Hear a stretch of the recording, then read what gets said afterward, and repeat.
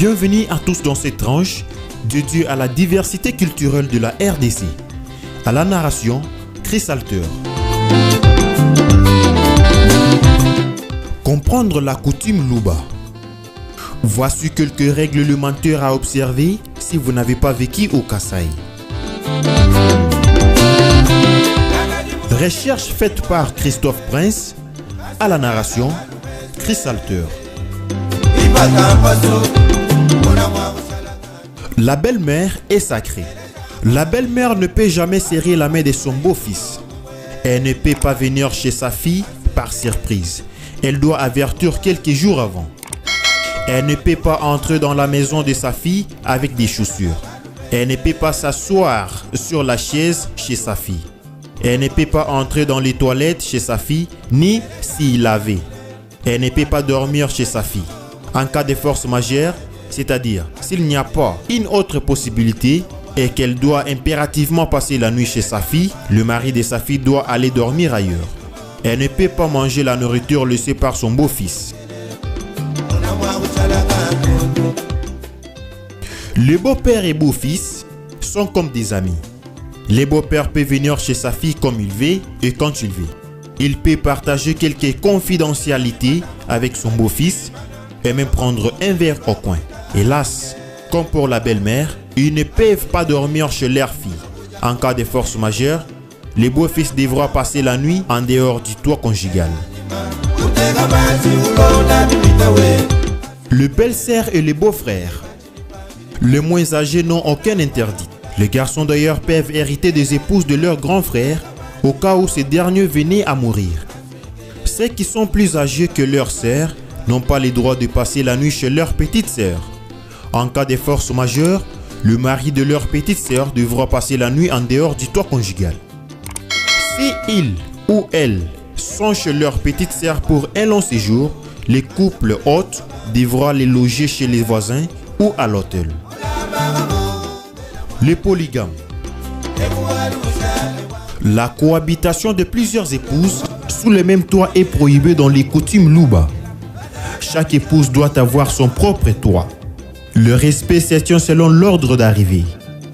La première épouse détient l'autorité sur toutes les autres, la deuxième sur les suivantes, etc.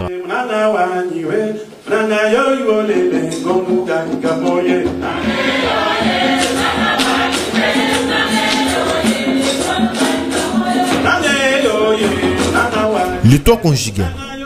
Il est sacré pour tous. Les enfants mariés ne peuvent pas habiter avec leur conjointe sous le toit paternel. En cas de force majeure, ils devront être séparés et éviter à tout prix d'y s'accoupler. Les enfants célibataires ne peuvent et non plus s'accoupler avec leur fiancé sous le toit paternel.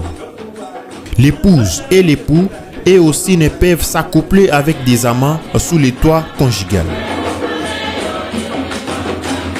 Le mariage. Il est exclusivement sous l'apanage du père de la fille s'il est vivant ou de l'oncle paternel si le père est décédé ou absent. Si le père n'avait pas épousé la mère de la fille, le père recevra à titre symbolique une veste, une chemise et des souliers et rien d'autre. Dans ces genres de cas, c'est l'oncle maternel qui jouit de la dot. La dot étant un symbole et ne dépasse pas $1000 chez les Luba.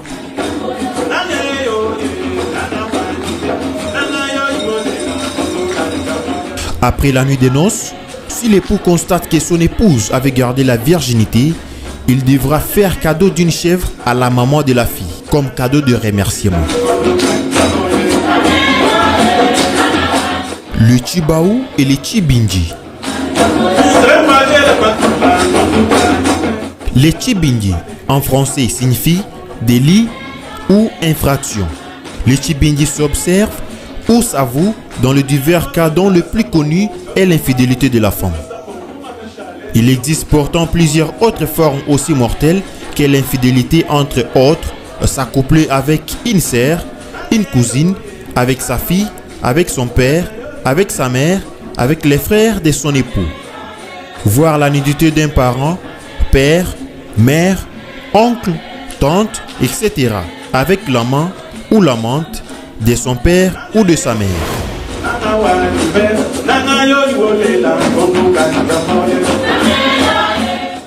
Le Chibao signifie sanction ou sentence.